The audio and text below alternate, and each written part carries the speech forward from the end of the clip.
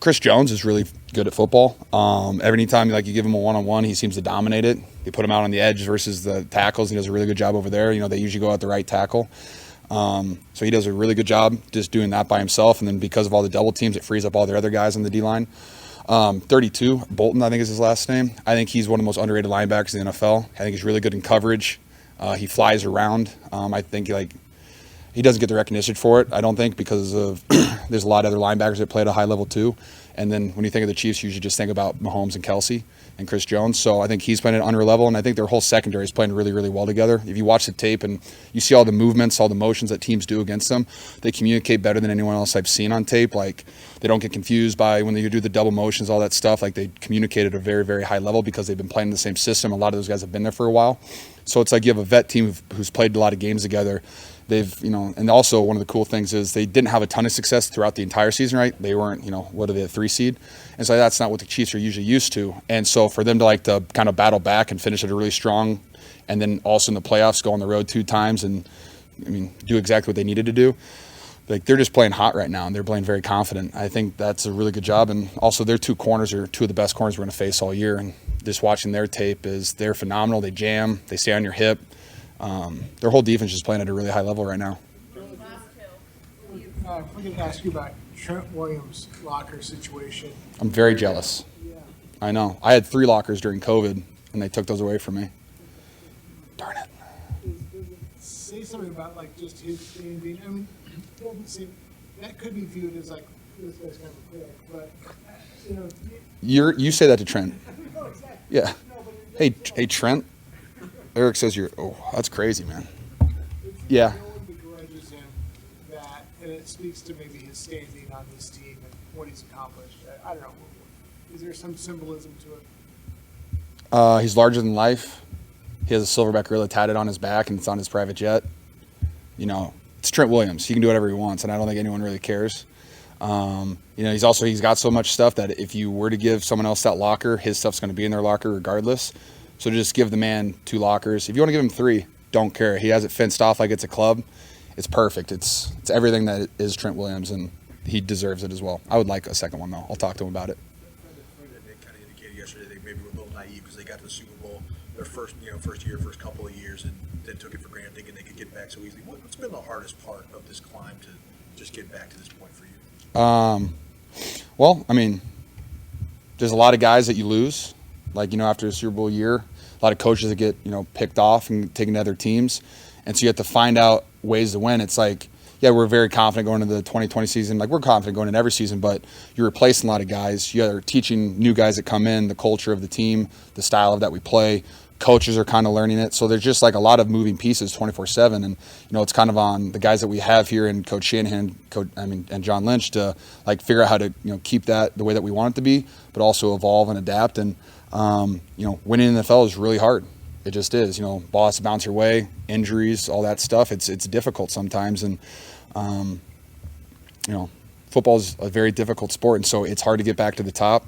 We've gotten close a couple times, but hey, the ball bounces other people's ways and some plays weren't made, and that's just football. And it's very nice to be able to say that we got over that NFC Championship hump and have another opportunity finally. What about your last matchups with Chris Jones? As the Niners, I don't block him very often. Maybe once in a while. I would just say he is a very dominant player. He's incredibly physical. He's huge. He's very hard to block one-on-one. And like I said, when you have a guy on the interior that's as dominant as that guy is, you have to account for him with 3 hands or 2 sets of hands. And when you're doing that, it just allows all the other guys to get all these one-on-one opportunities. And then you throw in, they'll put 5 guys on the line, or they might blitz somebody else. And then, hey, it's leaving somebody one-on-one with Chris Jones. And it's hey, good luck. He's amazing. He's one of the best players in the NFL. He's been a top 10 on the NFL 100 multiple years in a row. There's a reason he is, because you have to account for him on every play. And I think that he's you have to treat him kind of Aaron Donald-ish, which is where he could wreck any drive. You just say, hey, we're going to leave him one-on-one, and then all of a sudden he swims through, tackles running back in the backfield for -5, and you're looking at 2nd and 15, and it ruins the drive. So he's just very, very good at wrecking plays, and when you have to account for something like that, it just kind of leaves other people open. What happened to your toe? Any concern? I would say, taking a page out of my Hockey Friends playbook, I would say it's a lower extremity injury. That's about all I'll say about it. Any concern? No.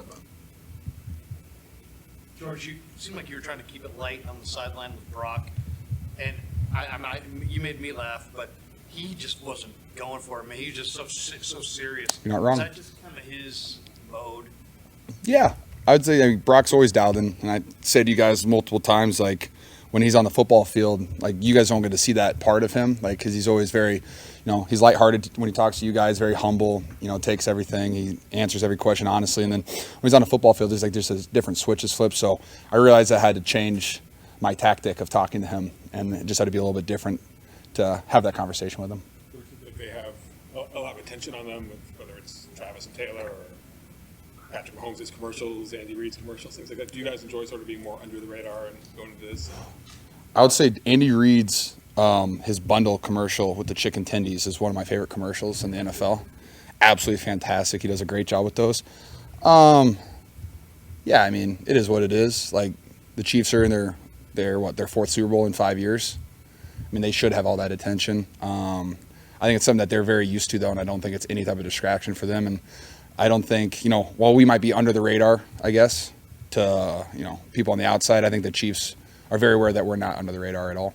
If you go back and you talk to some of the guys that went to junior college with Brandon Aiyuk, and they ask them about that catch the other night, and they're impressed, of course, and then they'll say, and we saw that all the time in practice. Mm-hmm. Curious, does that sound like an exaggeration to you, or do you see Brandon do those kind of things all the time? I mean, you guys are always out there at OTAs and training camp. Like, you guys see it. He mosses people, runs great routes, cooks people. I mean, he's always like, I think the last 2 years he's been like the MVP of training camp. So yeah, I mean, he does it on a consistent basis. You see him run routes in the offseason, he does it. Training camp, he does it. All throughout practice the entire season, he's always making plays, always routing people up. So it's just like what he does every single day. Then he goes out there and it's just second nature to him, and that's the best possible thing for football players. Just when you can do those plays all the time, and when you finally get the opportunity, it's not foreign to you and you're not making anything up. He's just ready to go, and it's exactly what he's ready for. When you get to Vegas next week, what mindset do you have between balancing an appreciation of being on the Super Bowl stage and also just focusing on getting your job done? You're talking about game day or throughout the whole week? I mean, pretty easy for me. Like, I'm gonna stick to my routine as best I can, and we're busing to UNLV or going to whatever media stuff we have, obligations, that stuff. But I mean, my message to everybody is just stick to your routine. What you've done as best you can. If you wake up at a certain time, continue to wake up at that certain time. Hey, on Wednesday, if after practice you do some body maintenance and you go home, you sit on your couch and watch TV. Hey, why change it up? Like, you don't need to go get dinner. You don't need to get dinner with your agent. You'll see him next week. Like, you don't need to do anything extra. Just do what you've been doing, what's been working for you, and celebrate when you're done.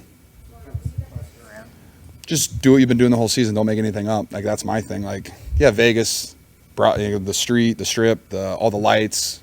It is what it is. But what's really cool would be winning the Super Bowl. Anything else before that is, who cares, really?